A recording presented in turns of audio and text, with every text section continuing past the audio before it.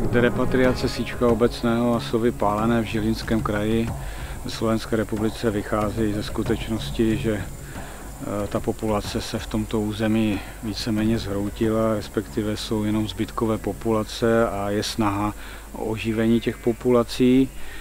My vycházíme z dlouhodobé spolupráce mezi naší organizací a záchrannou stanicí v Zářivé, protože už několik let spolupracujeme na projektu repatriace orla skalního v České republice.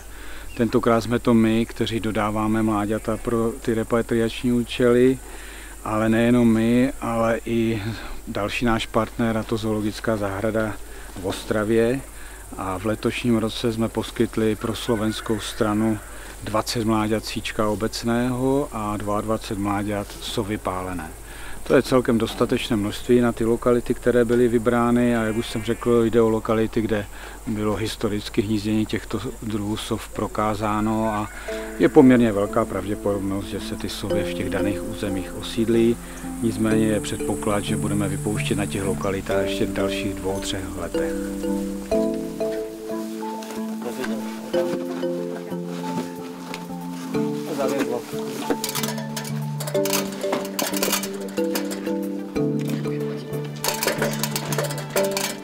Meďu máš? No, my ti musíme podat nějak, ale to nevím jak, hazetil tam nebudu.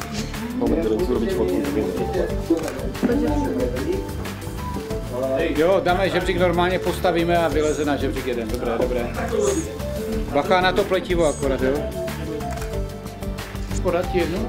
Hej? Počkej, chytím tě rebrík. Radši chyťte ten žebřík. Nádherná. Smelo, smelo. Smelo, smelo. Maximálne na kravu to padne. Ja udržím, nebo ja nepouštím. V rámci vypúšťania kuvíkov a plamienok sme samozrejme museli pripraviť aj budky pre tieto vtáky. Sú to také klasické budky, len pomerne veľké, keďže ide o sovy. Sú to dvojkomorové a je tam taký dôležitý prvok bezpečnostný proti kunám a mačkám a taký plechový límec pri vchode.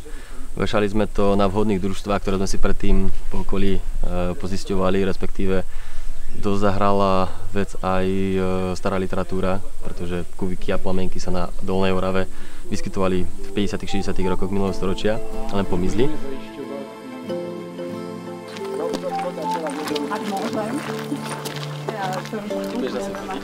Našou úlohou bolo vybrať vhodné lokality pre plamienku, driemavu a kuvíka.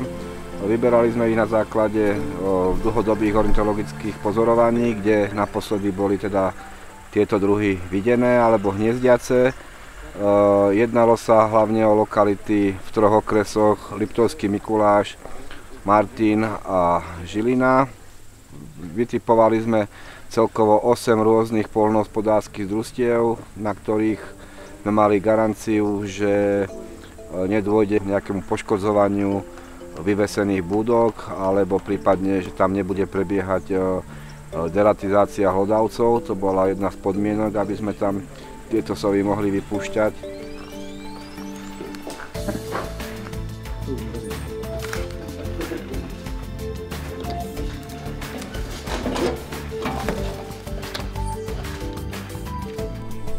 Na Dolnej Orave sme dnes vypustili 4 plamienky driemavé.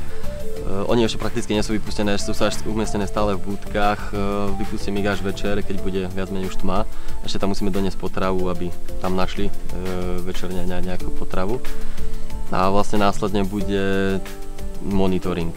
Budeme behať po tých lokalitách, budeme zisťovať, budeme hľadať vývršky, čo sú znakom toho, že tie sovy tam stále sú.